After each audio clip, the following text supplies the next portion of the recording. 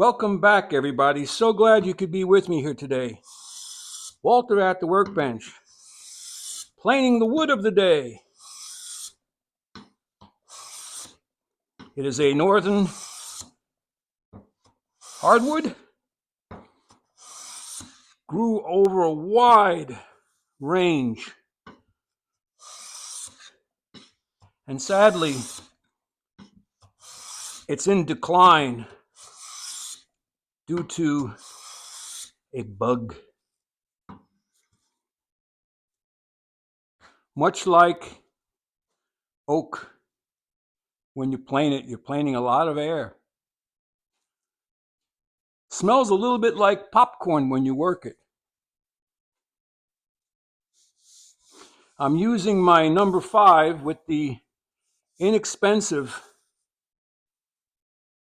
well, call it what it is, the cheap Chinese blade in it. And it's handling it pretty good. I'll leave a link to the wood description down in the description box. I don't feel and I don't see any plane tracks. Can you guess what it is? Nice, smooth, polished surface, quartered grain, heartwood over here, sapwood over here. Strength to weight ratio is great. It was used for wagon tongues.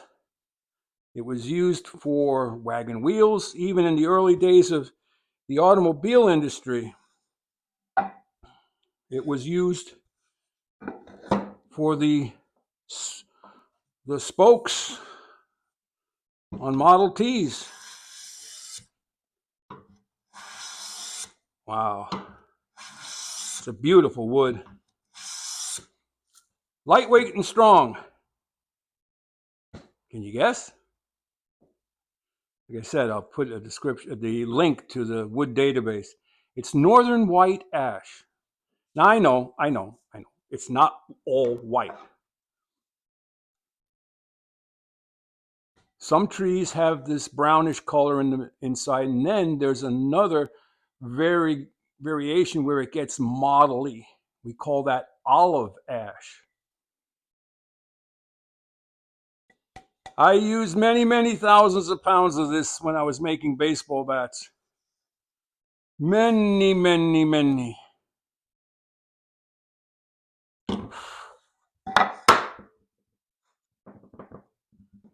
Okay, we're high on these two corners.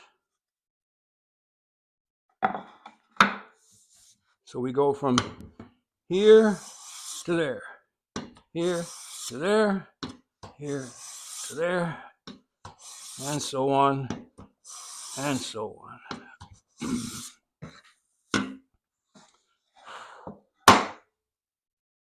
There we go. Flat as a pancake. Well, that's if pancakes are flat, but that's about it, everyone. I guess the plane is doing okay. Cheap Chinese steel. Head out to your workshop, but only after you like, subscribe, and share. And get me a message down in the comment section. What wood do you want to see next? Your good friend Walter.